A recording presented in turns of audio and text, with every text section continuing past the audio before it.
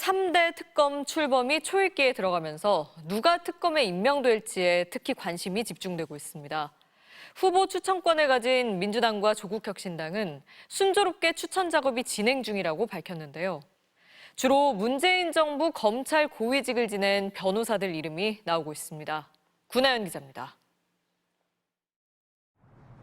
특검 후보로 문재인 정부 시절 검찰 고위직 출신 인사들이 거론됩니다.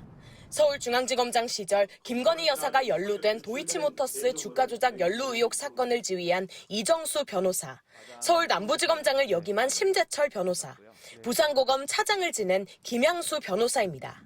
윤석열 정부 출범 이후 좌천성 인사를 겪고 옷을 벗은 공통점이 있습니다. 윤석열 검찰총장 당시 검언유착 의혹과 판사 사찰 의혹 등을 감찰하며 검찰 수뇌부와 대립각을 세웠던 판사 출신 한동수 전 대검 감찰부장. 지난 1월 초 감사원장 직무대행 시절 부실감사 비판을 받은 관저 이전 의혹 감사 결과에 대해 직권 재심의 검토를 지시했던 서울고검장 출신 조은석 전 감사위원 이름도 나옵니다. 이들 외에도 문재인 정부 때 검찰총장 후보로 거론됐던 인물과 법원장 출신 변호사도 거론됩니다. 이들 가운데 더불어민주당의 특검 제의를 받은 인물도 있는 것으로 파악됐습니다. 특검 후보 자격 요건은 15년 이상 법조계 경력을 가져야 하고 정당 가입 이력이 없어야 합니다.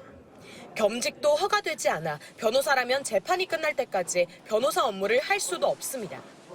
요건이 까다로워 적임자를 찾기 어려울 거라는 관측과 윤석열 전 대통령의 거부권을 여러 차례 거치면서 후보군이 이미 많이 축적됐을 거라는 관측이 엇갈립니다. 민주당 안에서는 이번 주 안에 이재명 대통령에게 후보 추천을 할 수 있을 거라는 전망이 나옵니다.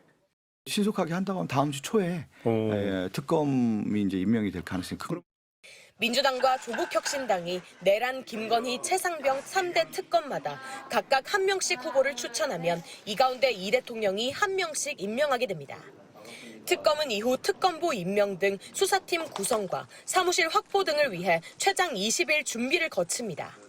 이를 감안하면 다음 달 초부터 본격 수사가 시작될 것으로 보입니다. 파견검사 120명 등 3개 특검의 수사 인력이 다 합쳐 600명에 육박하고 수사 대상도 총 35개로 광범위한 상황이라 수사를 총지휘할 특검 임명이 수사의 성패를 가를 것으로 보입니다. MBC 뉴스 구나연입니다.